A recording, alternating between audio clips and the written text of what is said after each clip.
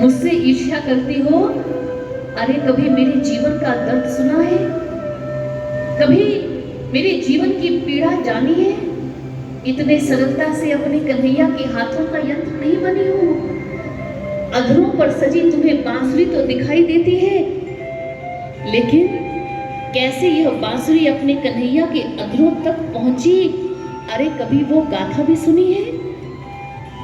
और बांसुरी आज गोपिकाओं को अपनी जीवन की गाथा सुना रही है। बंसी ने कहा, मैं भी कभी हरा लचीला बांस थी। सुनो गोपिकाओं, मुझ में भी रस था, मुझ में भी सौंदर्य था, लेकिन मुझे काटा गया और काट कर धूप में सुखाया गया। मैंने सूर्य की तपिश को सहा। इतना ही नहीं, जब मैं सूख कर सूखा बांस बन गई तो फिर मुझे छीला गया। उसके बाद मुझे भीतर से खोखला कर दिया गया। इतना ही नहीं, मुझ में छिद्र बना दिए गए, और जब मेरा मुझ में कुछ ना रहा, तब जाकर मैं अपने कन्हैया के हाथों तक पहुंची। जब मेरा मुझ में सब कुछ मिट गया, तब मेरे कन्हैया ने मुझे अपनाया। और आज मेरा मुझ में है ही क्या? मैं तो खोखली बांस की पोरी मात्र हूं। अब तो जो स्वर मेरे कन्हैया मुझ में भरते हैं, अब तो वही स्वर मुझसे गुंजायमान होते हैं। अब तो मैं मात्र केवल कन्हैया की हूं। मेरा मुझ में ही क्या, मेरा तो इस जीवन में अब कोई है ही नहीं। मैंने सर्वस्व समर्पण कर दिया है अपने कन्हैया के हाथों में। बांसुरी अपनी गाथा सुनाती चली गई, और जैसे ही गोपिकाओं ने यह सुना तो उनके मन की सारी ईर्ष्या भी मानो मिट गई, और सभी गोपिकाएं भी बांसुरी की बात सुनकर भाव विभोर हो गई, और उनके भी नेत्रों से प्रेम अश्रु बहने लग गए। गोपिकाओं ने एक दूसरे की ओर देखा और मानो मन ही मन कहा, अरे सखियों, ये बांसुरी, इससे क्या ईर्ष्या करें? इस बांसुरी ने तो आज हमें कन्हैया तक पहुंचने का मार्ग प्रदान कर दिया है। इस बांसुरी ने तो हमें कन्हैया तक पहुंचने का सूत्र दे दिया है। और भगवत प्रेमियों, यह परम सत्य है।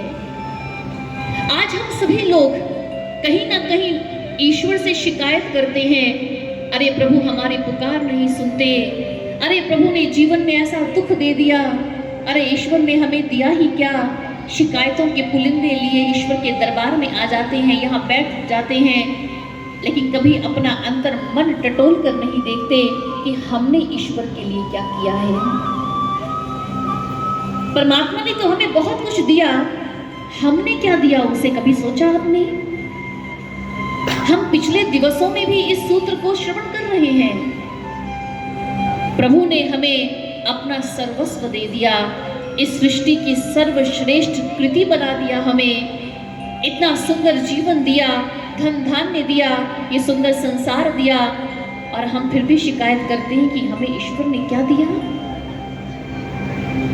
जब एक भक्त अपना तन मन सर्वस्व प्रभु के चरणों में समर्पण कर देता है, जब वो कहता है मेरा मुझ में कुछ नहीं, सब कुछ है प्रभु तेरा, जब उसमें ऐसा भाव आ जाता है कि सब कुछ प्रभु आपका है, सजनों, उस दिन समर्पण होता है प्रभु के चरणों में, और उस दिन एक भक्त प्रभु के पूर्ण प्रेम को, प्रभु की पूर्ण कृपा को और सानिध्य को प्राप्त कर लेता है।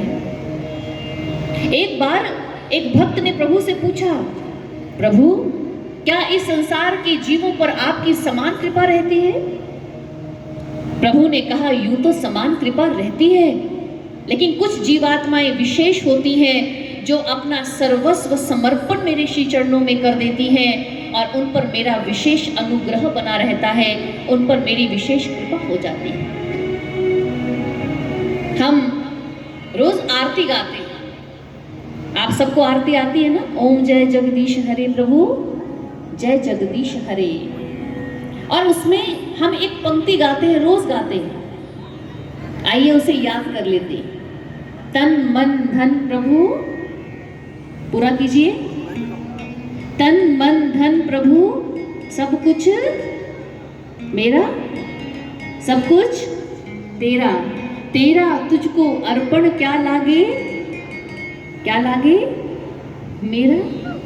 हम प्रभु से कहते हैं प्रभु तन मन सब कुछ तेरा, और तेरा तुझको हमने अर्पण कर दिया, क्या लागे मेरा। और इसका अर्थ क्या है कि हमारा मेरा कुछ नहीं है, सब कुछ प्रभु आपका है। इसी बात पे मुझे एक सेठ जी की कहानी याद आ जाती है। कहते एक सेठ जी भी अपने घर में रोज आरती करते थे, और आरती करते हुए क्या गाते थे, एक हाथ में आरती की घंटी और एक हाथ में आरती की थाली।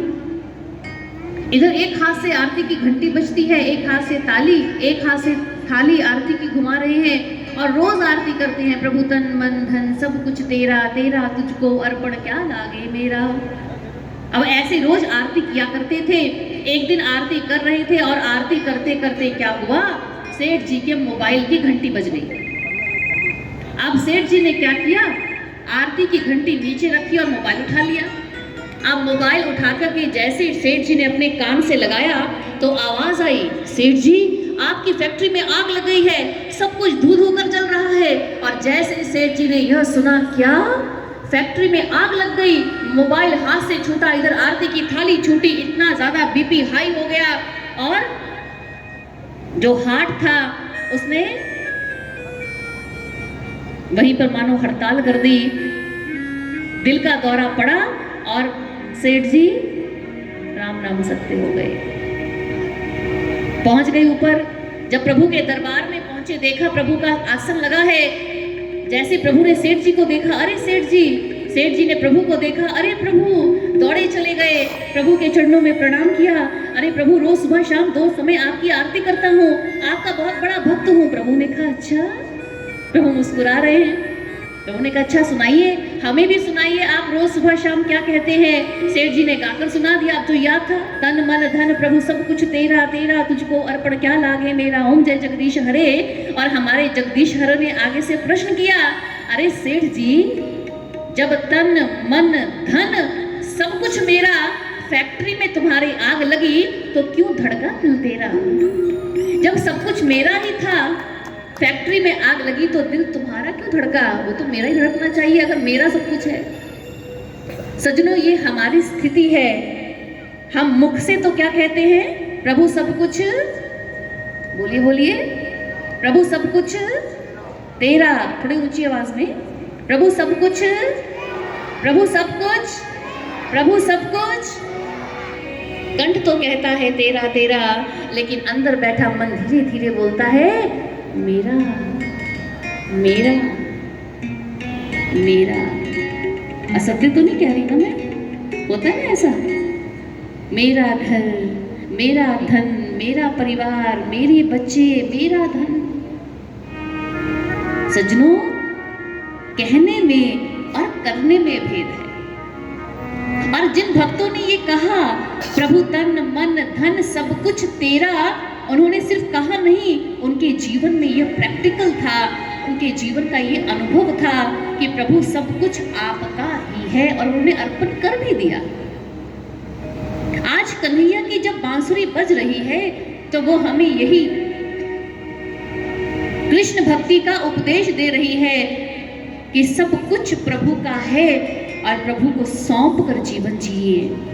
हम भजन सुनते हैं ना, अब सौंप दिया इस जीवन का सब भार तुम्हारे हाथों में, अब जीत तुम्हारे हाथों में प्रभु, अब हार तुम्हारे हाथों में, अब सौंप दिया इस जीवन का सब भार तुम्हारे हाथों में। भक्त के जीवन का ये अनुभव है। प्रभु के बड़े प्यारे भक्त हुए भक्त सूरदास जी, आपने नाम सुना होगा उनका।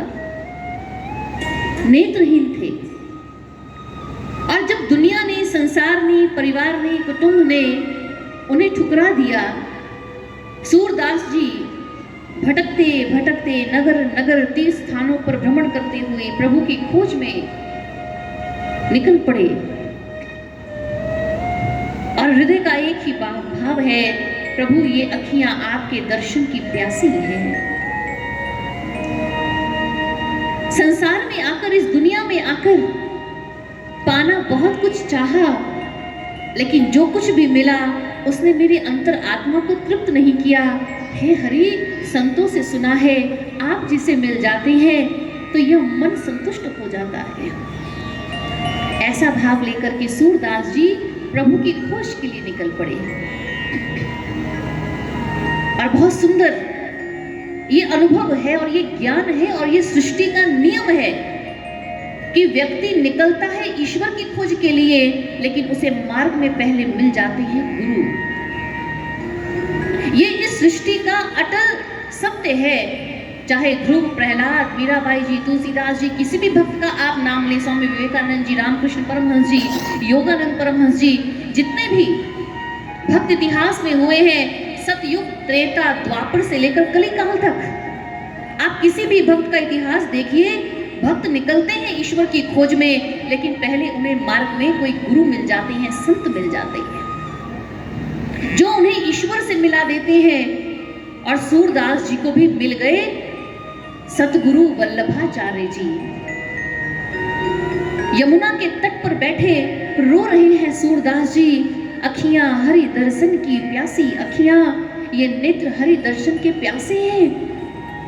देखियो चाहत कमल नयन को, निस दिन रहत उदासी, अखियां हरि दर्शन की ये प्यासी अखियां।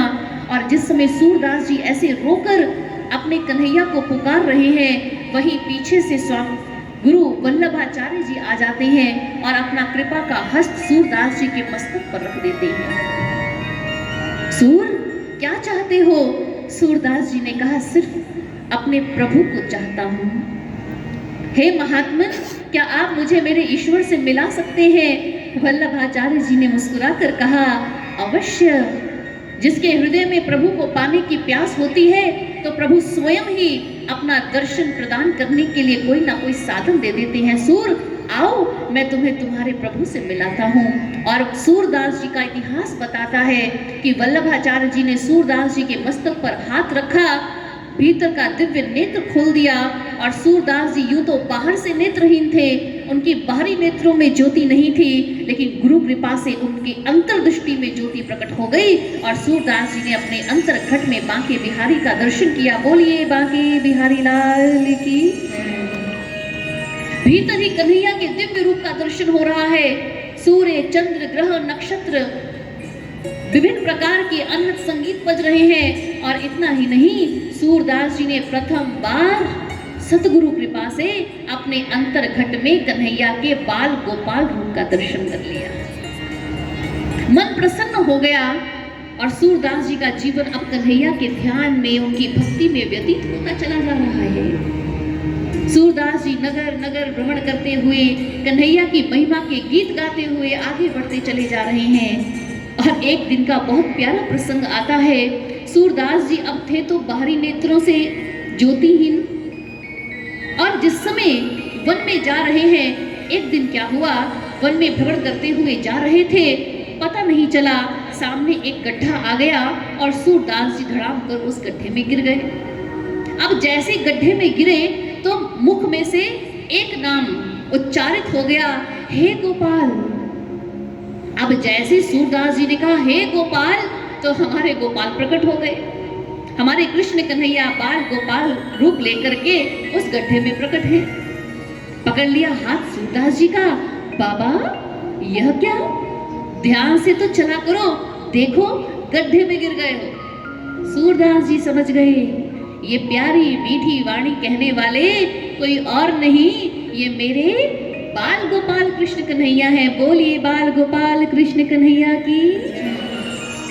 सूरदास जी के चेहरे पर मुस्कान आ गई। कन्हैया ने पुनः कहा, बाबा ध्यान से चला करो, देखो गड्ढे में गिर गए। सूरदास जी ने कहा, अरे कन्हैया गोपाल, गड्ढे में गिर गया कोई बात नहीं, मेरा तो गिरना भी सफल है, क्योंकि जब मैं गिरता हूँ तो मेरा बाल गोपाल मुझे उठाने आ जाता है। इसलिए एक बार क्या, मैं सहस्त्रों बार गिरने के लिए तैयार हूँ, क्योंकि मेरे हाथ को थामने के लिए मेरा कन्हैया जो आ जाता है। कन्हैया ने बाल गोपाल ने सूरदास जी का हाथ पकड़ा और उन्हें गड्ढे से बाहर निकाल लिया।